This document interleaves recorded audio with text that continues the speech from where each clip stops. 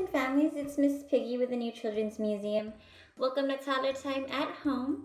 I'm super excited to introduce the project of the day, which is called Nature Dough. So I'm very excited because I feel like Play-Doh is such a great way for our little ones to explore with science, math, arts, and open-ended play.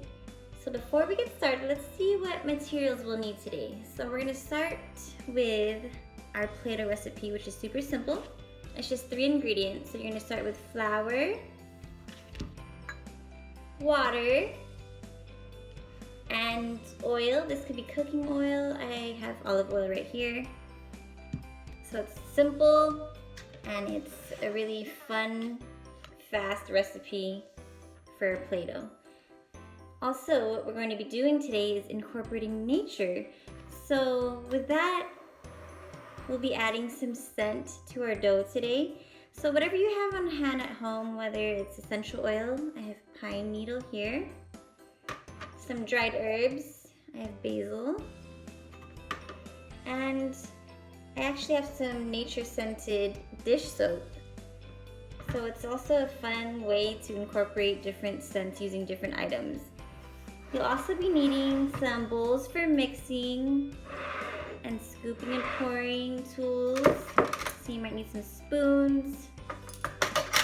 You'll need some tools for manipulating Play-Doh. I have a rolling pin and some other objects here for cutting or stenciling if you have cookie cutters, for example.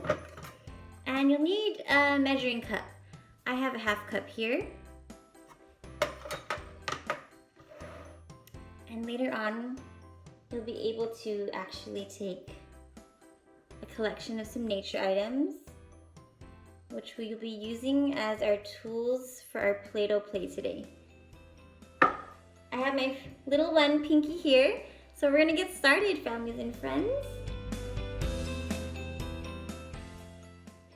Okay, friends and families, we're gonna get started with our Play-Doh recipe. So, we have our large big bowl for mixing, and what we're gonna do is take your measuring cup, we're gonna take 2 scoops of flour. So it's 2 scoops of flour, and this is where I encourage you to have your child explore with the different textures and even scooping the ingredients and even pouring it into the bowl. This is also a great way to count with your child. It's 1, 2,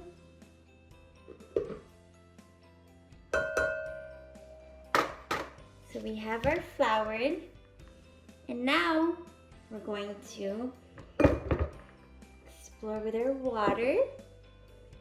So with the water, it's just going to be 1 scoop for now. And feel free to actually have your child assist with pouring, whether they help you hold it and pour together, or maybe they could do it all on their own. And together you can pour right into your bowl.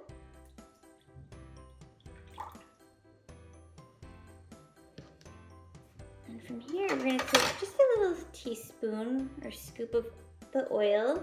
We're going to add it to our water.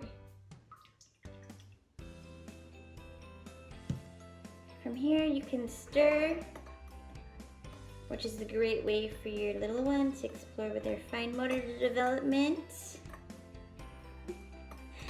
And this is the fun part where we can add some scent through some of the tools that we have here. So you don't need too much of essential oil. So you can have your child smell, describe what it might smell like, pine trees, and you would just take a couple of drops into your water bowl. I like adding dried herbs because it's a great way for your child to shake and just have fun adding to your water. You can count your shakes too. All right, and take time smelling. You could also add other scents as well, just like lavender. So you can just take a drop, squeeze, And you can start stirring. My little spoon here.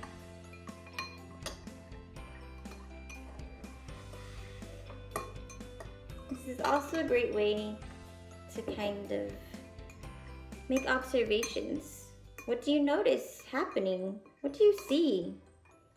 So these are great ways to encourage open-ended questions so that your little one can build their language development.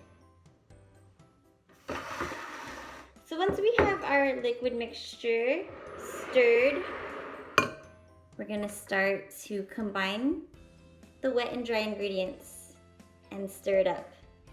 Let's see what happens.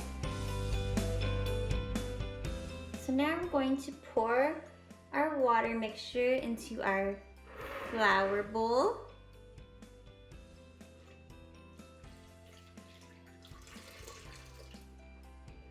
And we're gonna take our large spoon and begin to mix.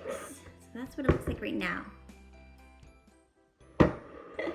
We're gonna stir and mix, use those muscles.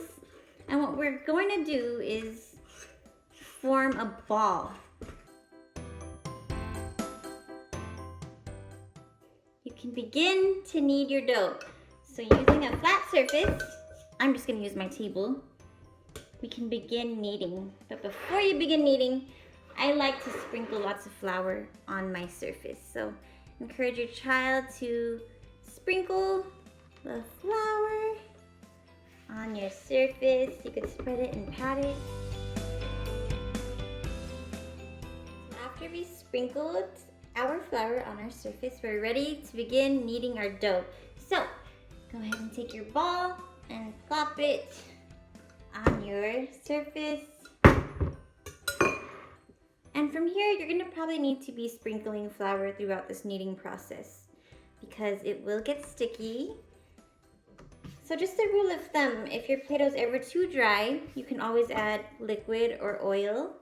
If your Play-Doh is ever too sticky or slimy, you can always add more flour. So that's just one way of kind of gauging to see what you need. And you could just knead to your desired consistency that you choose. Encourage your little one to roll or squish or pat or press, push down. You can also incorporate your rolling pin.